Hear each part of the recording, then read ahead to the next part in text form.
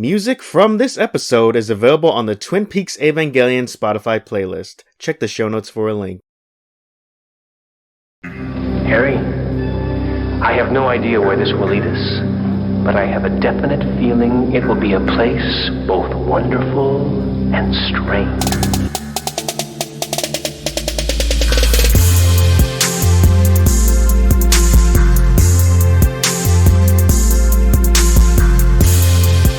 Kia ora, welcome to the first episode. This is Twin Peaks Evangelion, a podcast where two internet pals discuss complex media, having not seen any previous iterations of said media.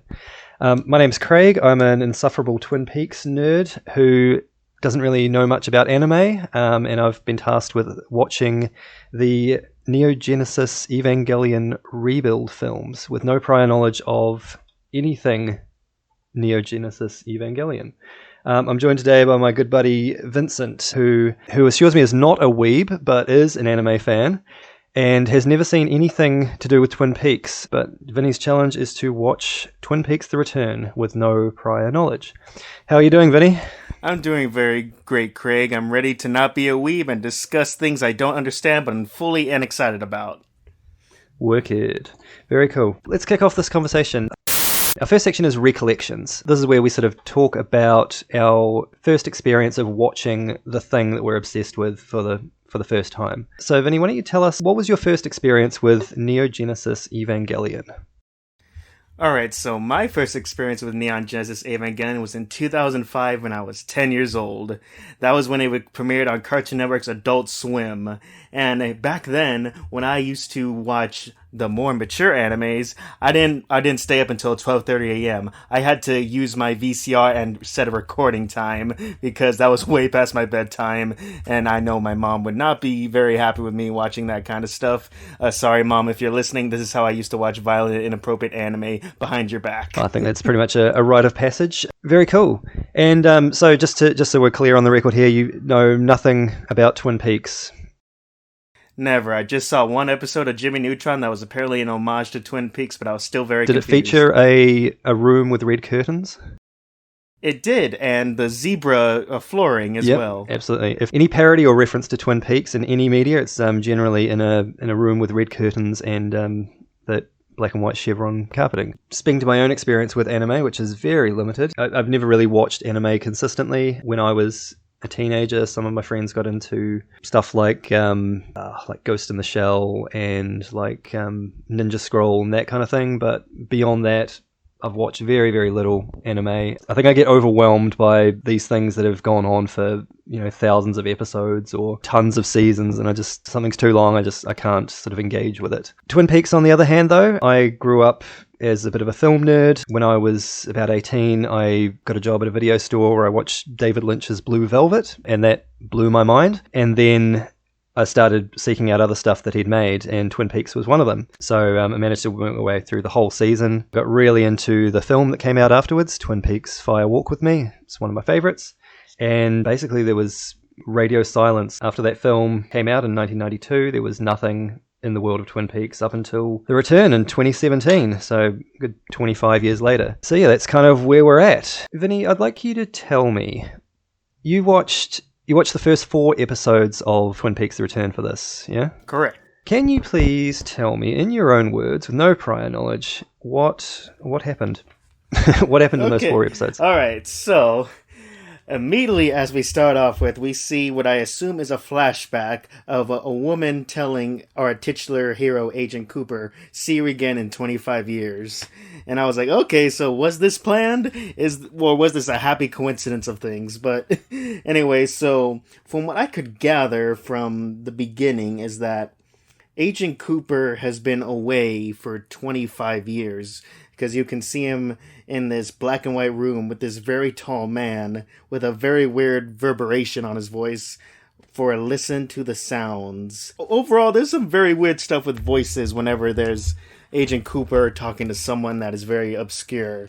And then from that point on, we don't really spend a lot of time with Cooper, really, as I thought. I knew that, there was this one guy at the center of this, but overall, there's a lot of side characters that we spend a lot of time with in this first section of the Return, which I liked. It was more or less like, oh, this isn't what I expected, but all these side characters are very interesting. So it's not really with Cooper in the beginning, but more with all these other people. Like, you see someone like this doc person who wears 3D glasses and he's getting a delivery of shovels. I'm like, that's different. Then we go to New York and we see this glass box, this one gentleman whose job is to sit there and see what happens inside the box, even though nothing really happens inside the box for him. And this woman, Tracy, who's trying to get into that room because she's just curious, like, what does this guy do? I give him coffee. I'm kind of interested, but what the heck does he do? There's a security guard. I am very confused, but she's not really let in because security guard's like, no, it's just this one man right here. And then other than that, we go around to South Dakota where there's a locked place where this woman known as Ruth is, and there's a horrible smell that her neighbor smells.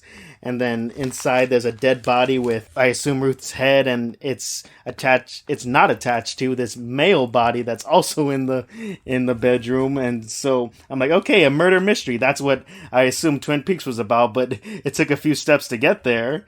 And then we see there's some sort of linkage to a principal of the nearby town, and it's played by Matthew Lillard, who I was very happy to see. Woo! I'm like, yeah, Shaggy!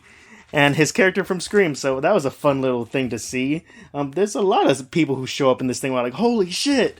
I just assume either they're friends with David Lynch or they were big fans of the original series of Twin Peaks. So after... Mm-hmm. Yeah, bit of both. I would hope so. Plus, I assume if David Lynch calls you, you're going to say yes to whatever he's going to have you do, right? Oh, yeah, absolutely.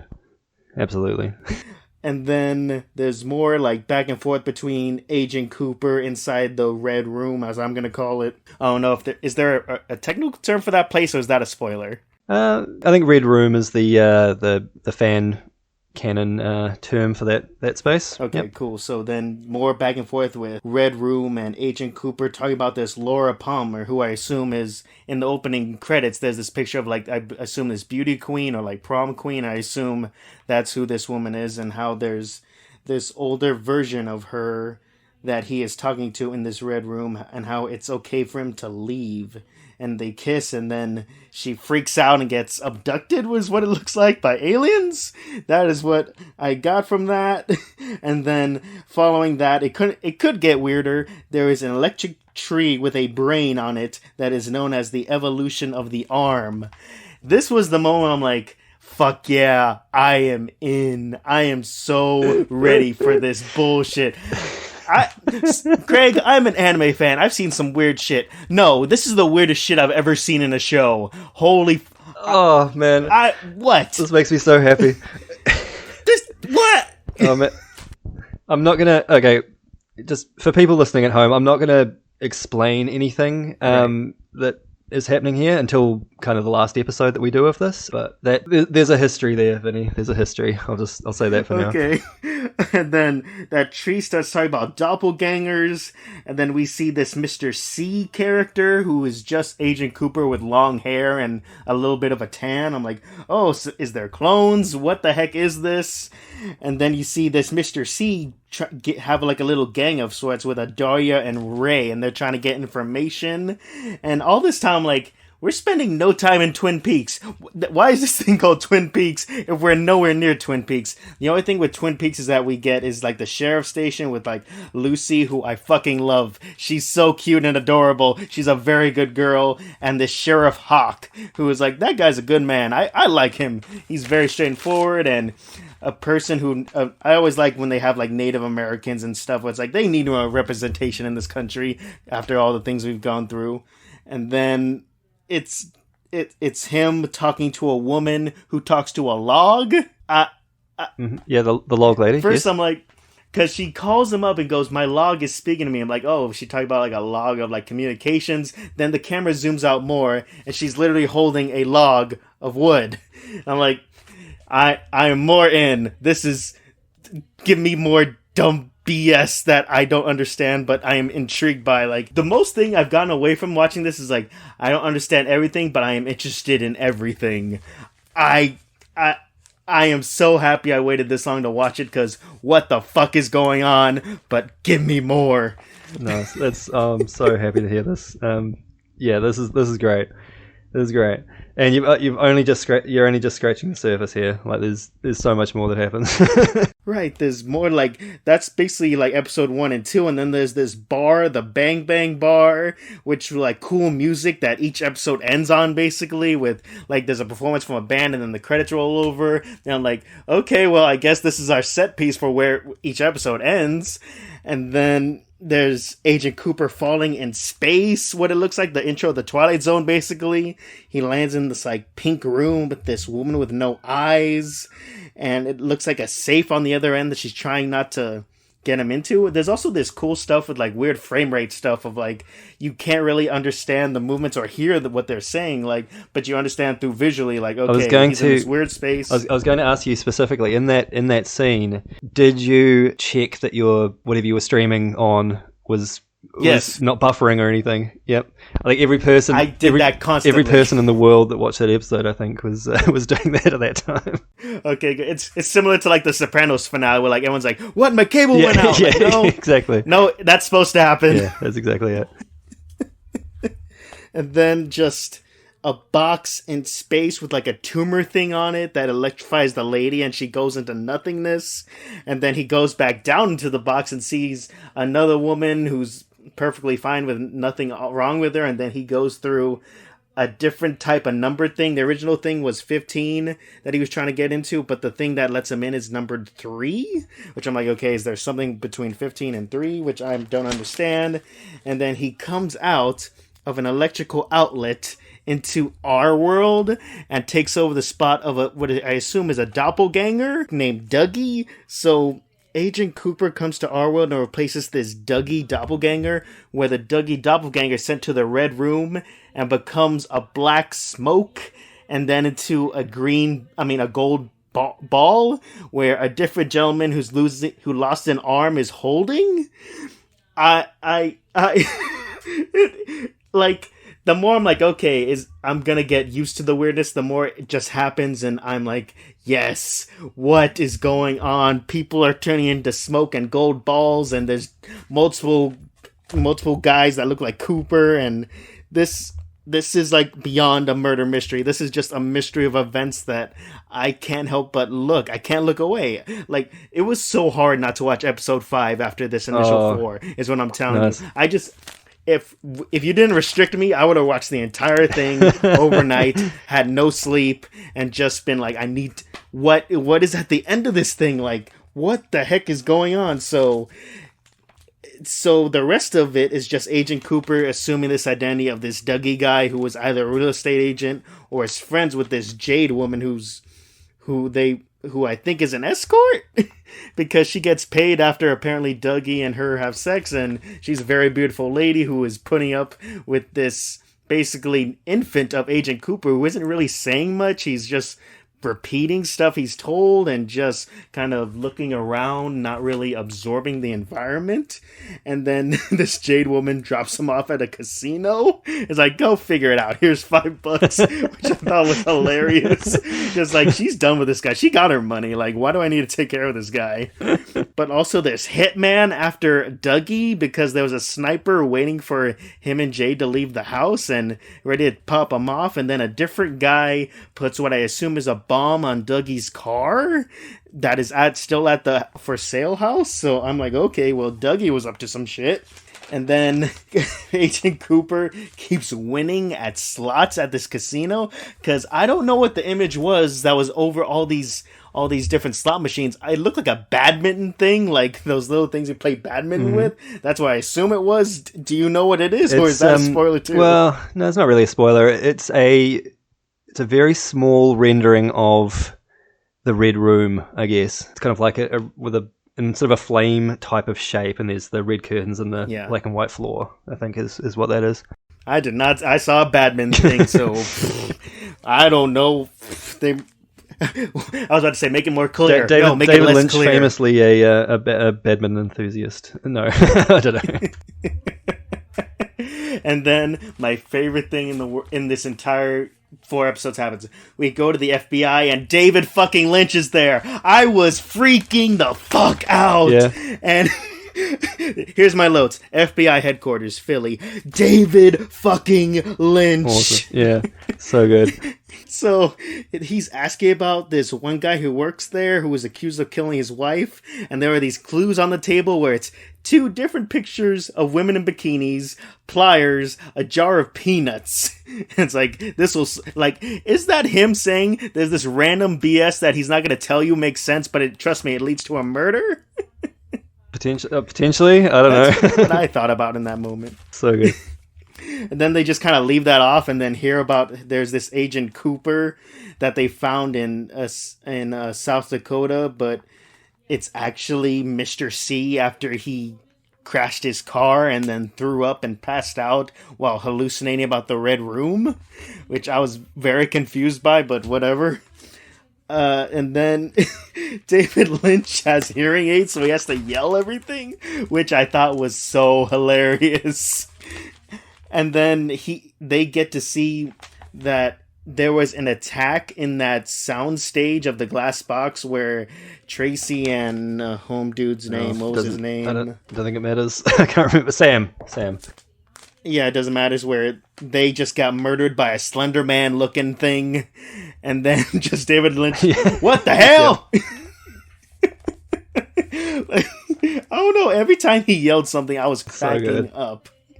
So then they hear about this murder at the soundstage while also hearing about Agent Cooper showing back up. And then he has to get permission from the FBI chief of staff, who is played by David Duchovny as Denise, which was it so bizarre but also cool that you have a trans character in a way. And also I really like how they established the relationship between David Lynch's Cole and Denise, how he was backing up Denise through transition by telling like their peers, whoever made fun of her, to either change their hearts or die. Yeah. Which I really like that. Not really a spoiler, but something that does happen in the second season is that David Duchovny comes in as a bit part. He's a DEA agent in that, and it was interesting because he sort of came in and the characters are sort of referring to him as Dennis, and he's like, oh, actually, I prefer Denise, and nobody on the show makes a big deal about it. They're just like, oh, okay, sure thing, Denise, and they just refer to her as Denise from then. And it was like, for the time, it was in like 1991 or one of the first shows to depict a transgender character without either for comic effect or for making fun of anything.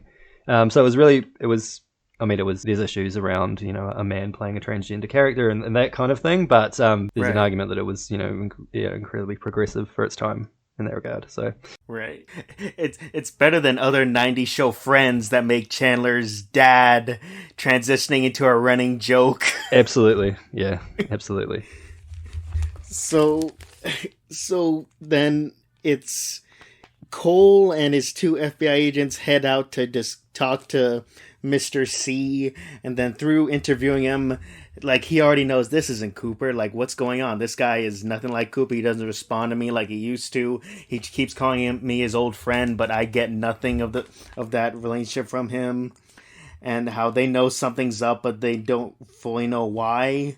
And then cut back to Twin Peaks, where Michael fucking Cera shows up as this Wally Brando, just doing a Brando impression this entire scene. And I was like, this is the peak of acting. This is honestly the peak of acting. Michael Cera as Marlon Brando is... Nothing can top this. This kid from Scott Pilgrim vs. the World and Arrested Development is playing Marlon Brando, essentially, and I love everything coming out of his mouth. And he's the son of Lucy and Andy, and okay, what?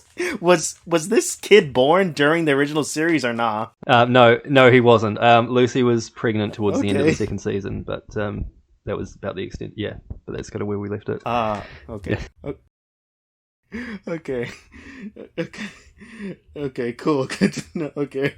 And then we're back in the Red Room where the man missing an arm is still holding the golden ball, and he's talking to Agent Cooper, who's saying that he was tricked and now one of you must die, which I assume means either Agent Cooper dies or Mr. C dies, because right now Dougie's out of the picture because he's just a gold ball in this man's pocket. So then Agent Cooper's still assuming this Dougie's life, and he's interacting with like this kid, Sonny, and this wife, and just kind of is an infant basically in that house, just like monkey see, monkey do everything and not saying full sentences. And it's really kind of cute and charming and great acting. Like this, like not only have to like act inside the Red Room must be an exercise in itself, but also then interacting in the outside world as a believable someone who's not fully there is like, man, this fucking David Lynch, this must be an acting course in any scene he does. It's ironic, the year that Kyle MacLachlan was up for an Emmy, he was up against Ewan McGregor in Fargo, and Ewan McGregor won that year. And all the press was like, oh, you know, it was so great how Ewan McGregor was able to play two different characters. And I'm like, did you even see Twin Peaks? Like, this man's playing 3 at least. Yeah, absolutely. That I know of. My favorite line of this entire thing was David Lynch saying, "Holy jumpin' George!" I watched it again last night, and that line did stick out to me as well. It's great. So good. Yeah, well, that was very comprehensive. It's the best I could do. So safe to say that you were enjoying yourself watching this show. It's like the most mystery thing I've ever watched. Like, it sets up so much stuff that I don't know, or I assume was established from the previous series, but like, it's so original and intriguing that I can't help but watch and want to think, what does this mean? What does that mean? Have my own theories or whatever. Like, it's so good. Awesome. No, I'm really stoked to hear you say that. I mean, like, you know, I've been telling people to watch the show and stuff. You can either go down this route where, you know, where you're sort of going down, where you're sort of approaching it from that angle, or you can go down like, this is too much. I can't wrap my head around this. There's nothing for me to grip onto here, and it's absolutely a 50-50 split. So I'm so stoked that you're into it. Cool. I'm going to, in much less words, and because I had much less media to consume than 4 1-hour episodes, I'm going to quickly run over what I think happened in Neogenesis is it Evangelion or Evangelion? What's the pronunciation? Evangelion. Okay. So this is the film 1.0. You are brackets not close brackets alone. So there's this post-apocalyptic version of Tokyo, and the start of the film, there's this giant, powerful being called an angel who launches an attack on the city. This nervous and nerdy little kid called Shinji somehow escapes from an attack. I don't know where he was before or what was happening afterwards, but he escapes with this young woman named Katsuragi? Masato Katsuragi. Okay, Katsuragi. See, Katsu sounds like Japanese fried chicken to me. Katsuragi. And he's taken to this place called Nerve, which is like there's underground headquarters, and from what I can tell, Nerve is some kind of agency that defends either Tokyo or the world at large from angels, or like from these, you know, attacks. So Shinji's dad, which is something Ikari. Gendo, okay. Gendo Ikari. He is either a general or some kind of high-ranking officer in Nerve, and kind of demands that Shinji become pilot for these giant robot things called Evangelions. Specifically, he wants him to become the pilot for this one Evangelion called Unit 1, which I'm guessing is probably the first one, so that he can fight this angel who's still wreaking havoc across the city. There's a girl called Rei. She's also a pilot, but she's been injured from some previous battle. Shinji battles this angel, but is also injured. The Evangelion, or the Eva, sort of goes apeshit and sees its way through the angel's force field and defeats it. At some point, Katsuragi takes Shinji home, where she drinks lots of beer and hangs out with this weird penguin thing. And I've got to say, Vinny, in a very horny scene. Oh, just you wait. Yeah. Later, there's this other angel that appears, and Tokyo kind of goes into a lockdown with all these fortifications coming up to try and protect the city. This angel is some kind of shapeshifter. He has this really powerful defense. You know, it kind of looks like a big floating block that kind of hums ominously. Yep. And yeah, basically it attacks the city and sort of focuses with its laser thing on penetrating the nerve HQ, which is, you know, way deep underground. It slowly sort of breaks through the different levels of nerves defenses, I guess. Figured out that they've got about 10 hours before it will break through into the lower levels, and if it gets to that point, that the whole center will self-destruct or something. Nerve arranges for Tokyo's power supply to kind of be rediverted or rerouted so that it can charge this called a positron cannon, which is like this really powerful prototype weapon. And basically they need Shinji to pilot the Eva to deliver the fatal blow to the core of this angel. Shinji's dad doesn't reckon he can do it. He has very little faith in his son. But Katsuragi reckons he's got the stuff. So she takes Shinji to... She also takes him to this place underground where there's this giant white angel, I guess. Like a giant white thing called Lilith. Mm-hmm.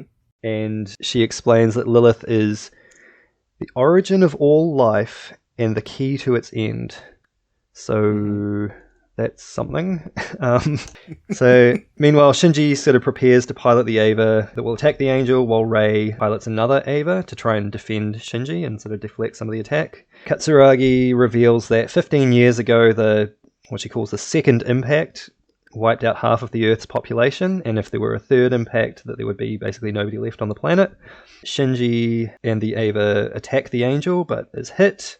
The angel kind of attacks Nerve and they're nearly defeated, but at the last minute, Shinji manages to deliver a second blow that hits the angel right in the core and destroys it. The film ends on the moon with what looks like another angel and some naked guy who says a whole lot of biblical shit, like the Summation stage and the Apocryphy of the Dead Sea Scrolls or something like that, and then delights in the fact that he will see Shinji soon. So I guess that's where that ends. I feel like I've missed a ton of stuff, but that's kind of where I'm at with that. Like, the only big thing you missed was that there was the second angel battle was where Shinji fought like this eel thing, and he had his two classmates inside with him. That's right. Where one classmate hated Shinji because his little sister was hurt in the first angel attack, and he resented Shinji. But ever since then, he sees what Shinji goes through, so now he kind of supports Shinji. Right. Yeah, got it. I knew there was something that I was missing there. Yeah, there was a bunch of stuff. A lot of biblical stuff in this. Like... Yep. So much biblical stuff. And also, now let me ask you a question. Rei is 14 years old? Yes. I felt really uncomfortable with some of those scenes, to be honest. Like, oh, really? What was very problematic about it? Yeah, some of it was real. Ooh, yeah. There was also there was a reference to a plan laid out by his dad 14 years ago. And I'm guessing that that's something to do with, was Shinji conceived and brought up to become a pilot and, you know, have that destiny. So that's something that's kind of I'm thinking about as well. Also, the other thing I forgot to mention is that, I mean, we talked about Tokyo 3, and so I'm assuming that, you know, logic would dictate that, you know, because anime is always logical, that this is kind of like the third time that Tokyo has been rebuilt. Yes. Maybe? Mm-hmm. Okay, cool. Let's jump ahead to our next section then. So this is our next section, resemblances. Do you think there was did you notice any similarities between anything that happened in these 4 episodes of Twin Peaks and what had happened in You Are Not Alone? That they were both references to prior events that they don't really flash back to, but feel very important to what the overall story is now. Okay, so you're saying it's a bit of a fool's errand to sort of jump into each respective plot at this point in the narrative, and perhaps make a podcast about it. Absolutely, I think this was a huge waste, Craig, but we're this deep in. All right, well, you know, sunk cost fallacy. We're going to have to keep going with it. I noticed a couple of small things. There was somewhat of a theme, a running theme with both of these, is kind of the fusion of I guess, organic and the mechanical. Mm-hmm. So there's this whole plot point that the Evangelion and the pilot are kind of biologically linked. And it just kind of got me thinking about, there's this whole interplay between people and humanity and technology and mechanical stuff. And that got me thinking about, things like the glass box in Twin Peaks, right. where, it kind of brings in beings and people through the energy, through electricity, and also, I guess, Cooper traveling through basically the electrical circuitry, I guess. It's kind of this fusion of the mechanical and the organic. Also notice that both of this film and episode 3 of Twin Peaks features a scene in which a character drinks an addictive beverage during a meal while jaunty music plays. Yep. That's very true. Yep. So obviously we're talking about Katsuragi's, who has a lot of beer in her house and seems to drink it with wild abandon, and Dougie taking his first cup of coffee in the kitchen in episode 3, while some sort of jazzy music is playing. Also, I just got to say that the dinner scene with Katsuragi and Shinji, what was that music playing? It was like some weird, like, hillbilly, rockabilly type music. And did I mention this? The penguin? What the? Yes. She has this weird geriatric penguin. Okay, cool. So that's all right. I didn't hallucinate that. That's cool. He lives in the fridge that isn't filled with beer. Right. Okay. it's good context. Nice. So yeah, I think that's about as close as we're going to get to sort of resemblances. So let's crack on. The next section is reflections. So this is where we discuss and theorize about what might happen next in the narrative. So Vinny, knowing what you know now about Twin Peaks and what you've kind of have seen in those first 5 episodes, what do you think is going to happen in the next 4? Okay, so we left off at the FBI gonna go to apparently the Bang Bang Club to get more information about the Cooper nonsense. So I assume that is where that storyline will lead to. Meanwhile, Agent Cooper, something is going to happen where he recollects all his sanity and starts working on the case again, which will then lead him back to Twin Peaks, because again, we don't spend a lot of time in Twin Peaks in this first section, which was very cool to see, okay. And then we need to go back to this other murder mystery with Ruth and the school principal Matthew Lillard, and how there was a disappearing man in black paint 2 cells over and just kind of disappeared at one moment. If that guy comes back, maybe, but I honestly, I wouldn't be surprised if he never came back, without just a weird thing to show, hey, there's something more than just he murdered that Ruth lady. Because I'm thinking about this logically, okay, well, story-wise, you have to get Cooper back into, his old ways, what I assume is, just a detective on his job. But if he just kind of stumbles around and solves it, then I think I'd be okay with that. So the next 4 episodes that you'll be watching are Part 5, 6, 7, and 8, the titles of which are, Part 5 is titled Case Files, Part 6 is titled Don't Die, Part 7 is There's a Body All Right, and Part 8 is Got a Light. Do those spark anything for you in terms of what might play out in those episodes?